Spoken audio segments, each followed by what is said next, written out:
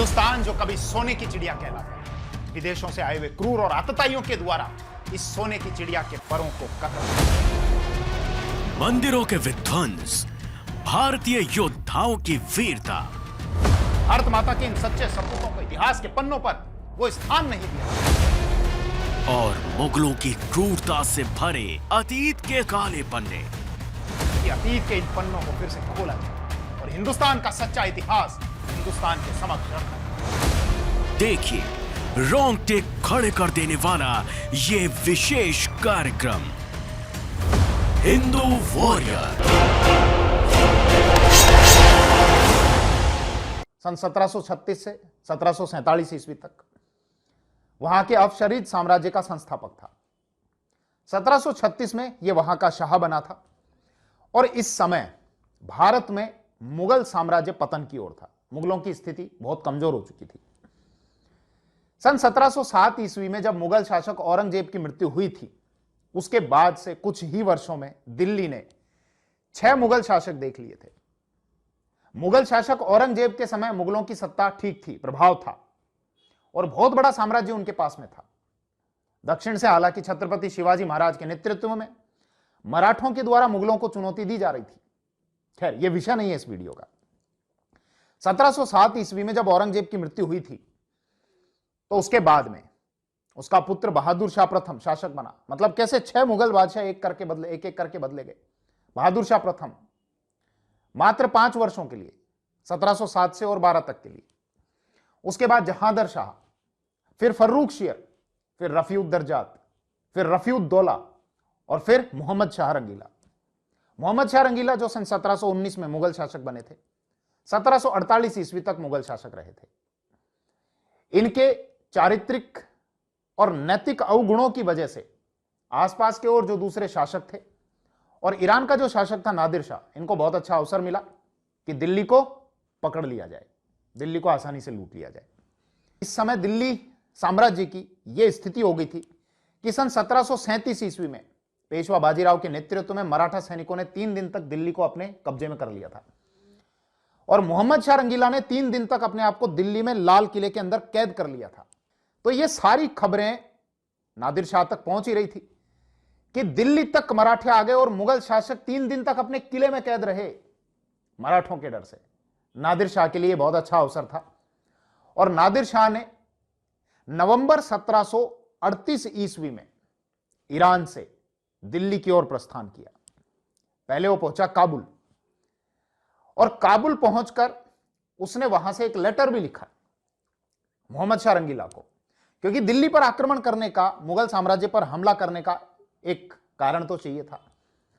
और कारण यह था नादिर शाह के अनुसार कि मेरे जो यहां के बागी हैं, जो विद्रोही हैं, वो मुगल साम्राज्य में आ जाते हैं और मुगल बादशाह के द्वारा उनको अपने यहां पर शरण दी जाती है।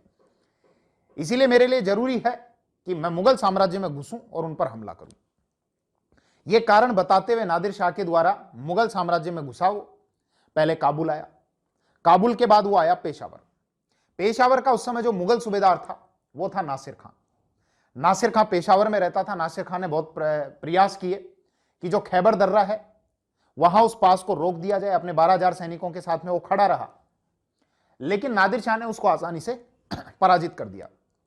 पेशावर के बाद नादिर शाह आगे की ओर बढ़ा लाहौर। लाहौर का जो मुगल सूबेदार था वो था जकारिया खान और जकारिया खान ने यहां पर अपने दुर्ग की चाबियां ही नादिर शाह को सौंप दी, 20 लाख रुपए देने का ऑफर दिया और इस सब की वजह से लाहौर को उस समय लूटपाट से बचा लिया गया। नादिर शाह आगे की ओर बढ़ा। नादिर शाह जैसे जैसे जैसे आगे की ओर बढ़ रहा था, दिल्ली में मोहम्मद शाह रंगीला के पास में निरंतर यह खबरें पहुंच रही थी कि नादिर शाह काबुल आ गया, काबुल से पेशावर आ गया, पेशावर से लाहौर पहुंच चुका है। और मोहम्मद शाह रंगीला के द्वारा यही कहा जाता था, दिल्ली अभी दूर है, आने दो, दिल्ली अभी दूर है, आने दो, दिल्ली अभी दूर है। होते होते जब नादिर शाह आगे की ओर बढ़ने लगा तो मोहम्मद शाह रंगीला के भी अब कान खड़े हुए और चिंता हुई। तो एक सेना भेजी गई करनाल में।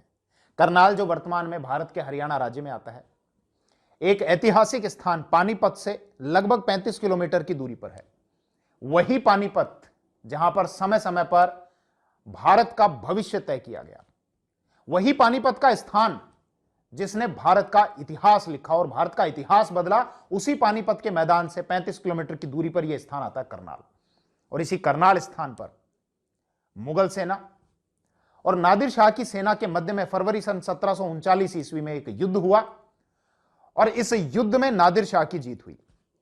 आप इसी बात से अंदाजा लगा सकते हैं कि नादिर शाह ने निजाम उल मुल्क को एक बात यह कही थी, जब निजाम उल मुल्क हारने के बाद मुगलों की ओर से नादिर शाह के कैंप में गए संधि या समझौता करने के लिए, तो नादिर शाह ने यह कहा कि तुम्हारा जो कमांडर है जिसका नाम था खाने दौरान, कि खाने दौरान को मरना तो आता है लेकिन लड़ना नहीं आता। तुम्हारी सेना में ज्यादातर बोझ ढोने वाले लोग हैं जो सामान लेकर चलते हैं, इसका मतलब योद्धा कम है। तो नादिर शाह ने मुगल सेना को पराजित कर दिया। मुगलों की ओर से निजामुल मुल्क नादिर शाह के कैंप में गए वहां संधि समझौता करने के लिए, और नादिर शाह को यह कहा कि आप यहीं से इसी स्थान से वापस लौट जाओ, हम इसकी एवज में आपको 50 लाख रुपए दे देंगे। नादिर शाह के लिए रकम बहुत बड़ी थी, 50 लाख रुपए, उस समय 50 लाख रुपए। नादिर शाह एग्री हो गया, ठीक है मैं यहां से वापस लौट जाऊंगा, 50 लाख रुपए मुझे दे दीजिए। सारी शर्तें तय हो गई कि 20 लाख रुपए यहीं पर नकद दिए जाएंगे, बाकी के जो 30 लाख रुपए बचेंगे वो 10-10 लाख की 3 किस्तों में दिए जाएंगे। 10 लाख लाहौर पहुंचने पर, 10 लाख पेशावर पहुंचने पर, और शेष जो 10 लाख बचेंगे वो काबुल पहुंचने पर दे दिए जाएंगे। नादिर शाह भी खुश था और नादिर शाह ने फिर रात को अपने साथ में भोजन करने के लिए मुगल शासक मोहम्मद शाह रंगीला को अपने कैंप में आमंत्रित किया कि बुलाओ तुम्हारे बादशाह को, साथ में भोजन करेंगे। रात को जो मीटिंग हुई बहुत अच्छी मीटिंग हुई, और इसकी वजह से ये जो समझौता हुआ इसकी वजह से निजाम उल मुल्क का कद बढ़ गया। मोहम्मद शाह रंगीला बड़ा प्रसन्न था निजाम उल मुल्क पर, लेकिन अब मुगल अधिकारियों की आपसी फूट, आपसी ईर्ष्या की वजह से नादिर शाह को यह अवसर मिला कि वो वापस ईरान जाने की बजाय अब दिल्ली की ओर आए, और दिल्ली में 11 मार्च 1739 ईस्वी को दिल्ली के दुर्भाग्य का वो दिन तय करे। खैर, मुगल सेना में अब एक अधिकारी था जो अवध का नवाब था, जिनका नाम था सादत खां। सादत खां और निजाम उल मुल्क के बीच में आपस में ईर्ष्या थी। दोनों मीर बख्शी का पद चाहते थे, दोनों ये चाहते थे मेरा कद बढ़े, दूसरे का पद घटे। सादत खां को यह बात पसंद नहीं आई और सादत खां जो है ये नादिर शाह के कैंप में चले गए और ये कहा बस आप इतनी सी रकम से मान गए, 50 लाख रुपए, दिल्ली चलो, दिल्ली में बहुत सारा पैसा है, वहां चलने पर आपको 20 करोड़ रुपया मिलेगा। उस समय बहुत बड़ी रकम होती थी। और आप अंदाजा इस बात से लगाइए कि नादिर शाह जब वहां से लेके निकला था पैसा दिल्ली से, जिसकी मैं अभी सारे एक एक फिगर्स दूंगा, वो रकम आज के वर्तमान के 10 लाख करोड़ रुपए के बराबर है जो उस समय नादिर शाह लेके गया था। मैं बताऊंगा, एक एक फिगर आपको बताऊंगा। तो सादत खां ने, अवध के नवाब सादत खां ने, जो इस समय मुगलों की ओर से मिलिट्री के उनके कमांडर थे, आपसी ईर्ष्या की वजह से नादिर शाह के कैंप में गए। हालांकि सादत खां को पहले बंदी बनाया जा चुका था। थोड़ा समझ लेना, जब ये युद्ध हो रहा था तो सादत खां का जो हाथी था वो पगला गया था, पागल हो गया था, और आगे बढ़कर ईरान के उन पारशिया के कैंप में चला गया जहां से उसको बंदी बना लिया गया, नीचे उतार लिया गया और नादिर शाह के सामने उसको प्रस्तुत किया गया। लेकिन नादिर शाह ने उसको मारा नहीं, उसको छोड़ दिया था। उसी सादत खां ने कहा कि आप दिल्ली चलो, दिल्ली में आपको बहुत सारा 20 करोड़ की रकम मिलेगी, बहुत सारा पैसा है, आप दिल्ली चलोगे तो मैं भी आपको पैसा दूंगा। ऐसा क्यों किया? केवल एक ईर्ष्या की वजह से नादिर शाह को आमंत्रित कर लिया। इसका एक दूसरा कारण और था, और उस कारण की जानकारी हमको पेशवा बाजीराव के एक पत्र से बहुत अच्छे से समझ में आती है कि पेशवा बाजीराव ने अपने भाई चिम्माजी अप्पा को एक पत्र लिखा था। उसमें इस प्रकार की बातें थी कि सादत खां के द्वारा मुगल शासक मोहम्मद शाह रंगीला और जो अन्य अमीर हैं उन अमीरों को एक झूठा पत्र लिखा गया है। जैसा पेशवा बाजीराव लिखते हैं कि सादत खां के द्वारा मोहम्मद शाह रंगीला और मुगल अमीरों को एक झूठा पत्र लिखा गया और यह कहा गया है कि मैंने मराठों को खदेड़ दिया है और आप निश्चिंत रहें, मैं चंबल के उस पार तक मराठों को खदेड़ कर आऊंगा। और फिर पेशवा बाजीराव ये लिखते हैं अपने भाई चिम्माजी अप्पा को कि मुगलों को बताना यह जरूरी है कि मराठा यहां से कहीं नहीं भागे हैं और मैं दिल्ली जाकर दिल्ली को तहस नहस कर दूंगा। यह पेशवा बाजीराव ने लिखा। तो जब वहां पर मराठे दिल्ली में पहुंचे और मुगल शासक को, मोहम्मद शाह रंगीला को 3 दिन तक दिल्ली में कैद रहना पड़ा था मराठों के डर से, तो सादत खां मुगल शासक, मुगल बादशाह की नजर में झूठे साबित हुए और शहादत खां को दिल्ली में पहुंचने पर बहुत जलील किया गया। तो यह बात भी शहादत खां के मन में कहीं ना कहीं इस बात की टीस थी कि अवसर मिलने पर मुझे इस बात का बदला लेना है, लेकिन शायद उसने भी नहीं सोचा होगा कि इसके परिणाम बहुत गंभीर होने वाले हैं। खैर, नादिर शाह को आमंत्रित कर लिया, नादिर शाह को पैसे का सपना दिखाया, बहुत सारे पैसे का, और साथ ही साथ यह भी कहा कि मुगल शासक के पास और भी बहुत सारे अमीर हैं, और भी बहुत सारे मतलब सरदार हैं, और वो निरंतर आपके विरुद्ध षड्यंत्र में लगे रहते हैं। बस नादिर शाह को ये बात जच गई, और नादिर शाह ने वो संधि या समझौता जो 50 लाख रुपए में तय हुआ था कि मैं वापस ईरान की ओर चला जाऊंगा, इसको रद्द कर दिया। मुगल शासक को अपने कैंप में बुलाया, मोहम्मद शाह रंगीला को, और वहां पर उसको बंदी बना लिया। अब क्या था? अब एक ही अवसर था कि नादिर शाह को अपने साथ में दिल्ली की तरफ लेकर चलो, और नादिर शाह अब तुम्हारा भविष्य तय करेगा। अब आ जाते हैं दिल्ली की ओर, और दिल्ली में एक स्थान है शालीमार गार्डन। बात है 7 मार्च 1739 ईस्वी की, जब भारत में सर्दियां जा रही होती हैं और धीरे धीरे गर्मियां आ रही होती हैं, मतलब एक अच्छा वातावरण होता है। लेकिन इस अच्छे वातावरण में ही दिल्ली का जो वातावरण था वो बहुत दुर्भाग्यपूर्ण होने वाला था। 7 मार्च 1739 ईस्वी को नादिर शाह और मुगलों की सेना, जिसमें मोहम्मद शाह रंगीला को बंदी बनाया हुआ था, ये शालीमार गार्डन पहुंचे, वर्तमान जो दिल्ली में है। यहां पर नादिर शाह रुका और उसने मोहम्मद शाह रंगीला को पहले आगे चलने के लिए कहा कि तुम जाओ, लाल किले में जाओ, और लाल किले में पहुंचकर मेरे सम्मान, मेरे स्वागत की तैयारी करो। मोहम्मद शाह रंगीला आगे की ओर गया और वहां पर नादिर शाह के सम्मान और स्वागत की तैयारी की। 8 मार्च को, 9 मार्च को जब शालीमार गार्डन से और दिल्ली के लाल किले तक नादिर शाह गया, तो देखो किस प्रकार से उसका भव्य स्वागत किया गया था। शालीमार गार्डन से और लाल किले तक एक कारपेट बिछाया गया जिसमें सोने का काम किया हुआ था, गोल्डन। दोनों ओर लाइनों में पारसिया के सैनिक थे। ईरान, पारसिया कहो या ईरान कहो, पारसिया कहा जाता था उस समय। तो पारसिया के जो सैनिक थे, मतलब नादिर शाह के जो सैनिक थे, वो रोड के दोनों तरफ शालीमार गार्डन से और लाल किले तक खड़े हुए थे, ताकि अगर कहीं दिल्ली की जनता बगावत कर दे तो उनसे आसानी से निपटा जा सके। अब नादिर शाह चल रहा है अपने सैनिकों के बीच में, सोने के कारपेट पर चल रहा है। वहां पहुंचा 9 मार्च 1739 ईस्वी को। अगले दिन 10 मार्च 1739 ईस्वी को दिल्ली की जामा मस्जिद में वहां के मौलवी के द्वारा औपचारिक रूप से यह घोषणा हुई कि अब दिल्ली का जो अगला बादशाह है वो नादिर शाह है। मोहम्मद शाह रंगीला को गद्दी से हटा दिया गया था। वैसे भी गद्दी से हटा दिया, मोहम्मद शाह रंगीला को तो कैद किया जा चुका था, एक प्रकार से नजरबंद थे मोहम्मद शाह रंगीला। तो वहां से घोषणा हुई दिल्ली की जामा मस्जिद से कि अब दिल्ली का बादशाह नादिर शाह, और नादिर शाह के नाम का खुतबा पढ़ा गया। दोपहर में नादिर शाह मोहम्मद शाह रंगीला के कैंप में पहुंचा। इससे एक दिन पहले ध्यान रखना कि जब नादिर शाह लाल किले में गया था तो वहां पर नादिर शाह मोहम्मद शाह रंगीला के हरम में रुका और मोहम्मद शाह रंगीला कहीं और रुका। तो अब मोहम्मद शाह रंगीला का हरम भी नादिर शाह का हो चुका था। खैर, नादिर शाह को दिल्ली का बादशाह बनने में कोई इंटरेस्ट नहीं था। नादिर शाह का असली मकसद था दिल्ली से पैसा खींचना, यहां से जितना हो सके उतना पैसा लूटना। तो अब बात आई उस पैसे को लेकर, और 10 मार्च को मोहम्मद शाह रंगीला और नादिर शाह के मध्य इसी प्रकार की बातें चली। शाम होते होते, जब शाम के 4 बज रहे थे, उस समय दिल्ली में एक अफवाह फैली, और अफवाह यह थी कि मोहम्मद शाह रंगीला के द्वारा नादिर शाह को मौत के घाट उतरवा दिया गया है। और यह अफवाह जब दिल्ली की सड़कों पर फैली तो दिल्ली की आम जनता इससे खुश हुई, और दिल्ली की सड़कों पर जो नादिर शाह के सैनिक थे, जिसमें तुर्क थे, कुर्द थे और मंगोल थे, उनको पकड़ पकड़ कर मौत के घाट उतारा गया। कुछ सोर्स ये कहते हैं कि नादिर शाह के 7000 सैनिकों को मार दिया गया। कुछ सोर्स ये कहते हैं कि नादिर शाह के 3000 सैनिकों को मौत के घाट उतार दिया गया।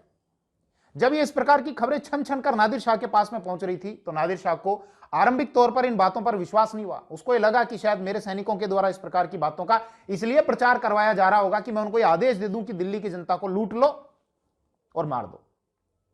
तो नादिर शाह के द्वारा 2 बार अपने अधिकारियों को भेजा गया इस बात की, इस खबर की, अफवाह की पुष्टि के लिए, और दोनों बार यह बात सत्य प्रतीत हुई कि हां, दिल्ली की जनता के द्वारा विद्रोह कर दिया गया है और उनके सैनिकों को मारा जा रहा है। तो नादिर शाह ने अपने बंदूकधारियों को यह आदेश दिया कि दिल्ली की जनता को तितर बितर करो। लेकिन अब बात उनके हाथ से निकल चुकी थी। तो दूसरा आदेश यह दिया कि तुम जाकर अपनी चेक पोस्ट पर बैठे रहो, जब तक कोई तुम पर हमला ना करे तुम बाहर ही मत निकलो। और सुबह होने का इंतजार करो।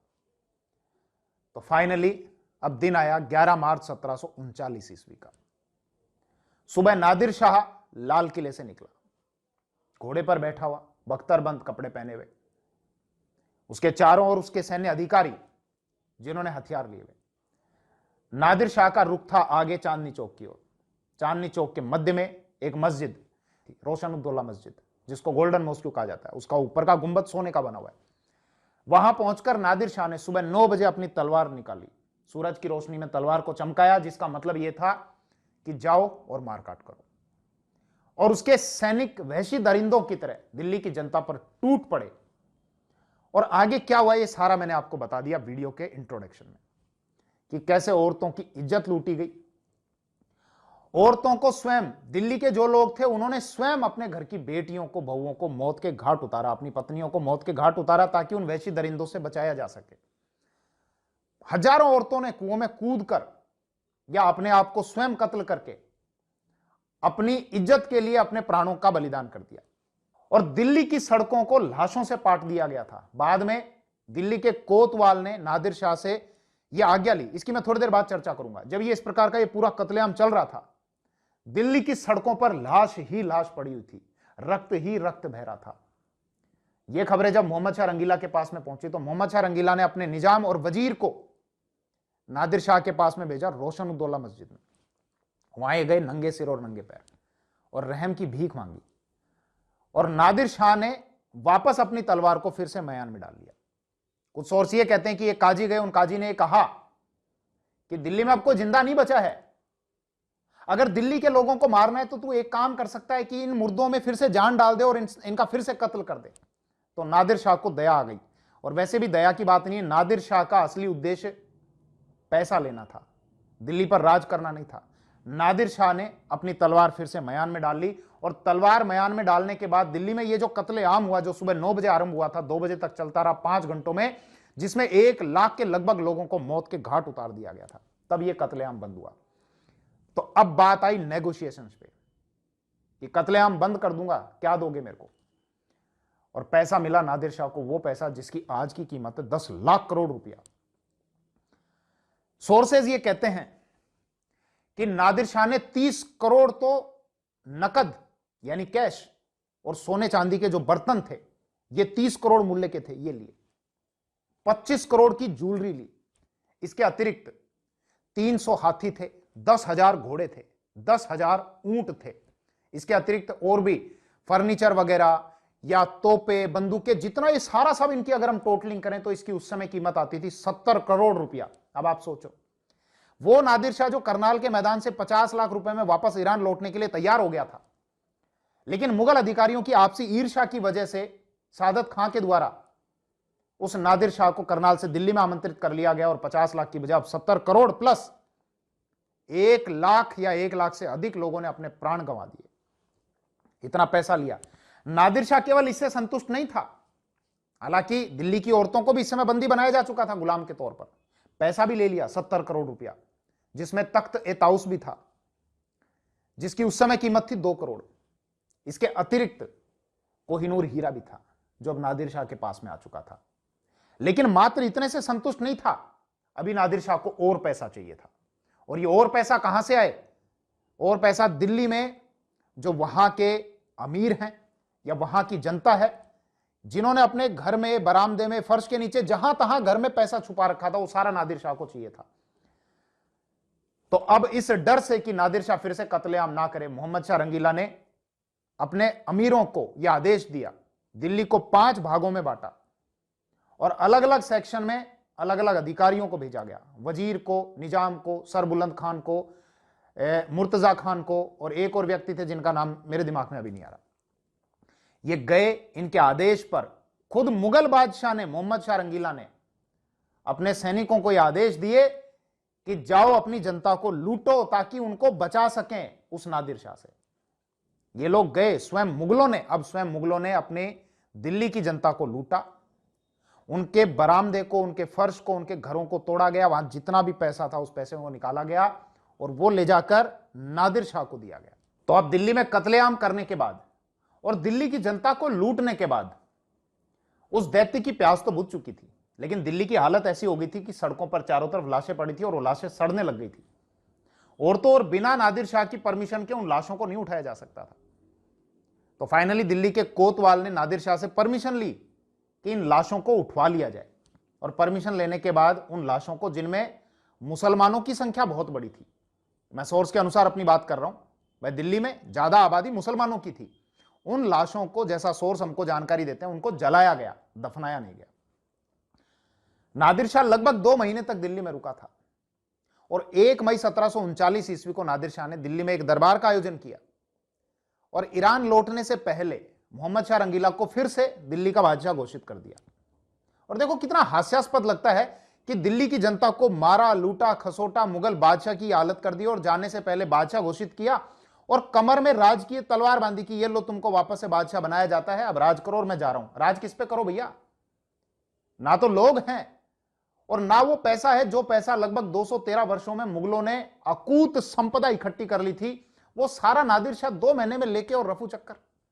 इतना बड़ा पैसा था। सोर्स से जानकारी मिलती है कि जब नादिर शाह दिल्ली में ईरान लौटा तो 3 साल तक उसने अपनी जनता पर कोई टैक्स नहीं लगाया, टैक्स फ्री कर दिया। इतना पैसा आ गया था उसके पास में।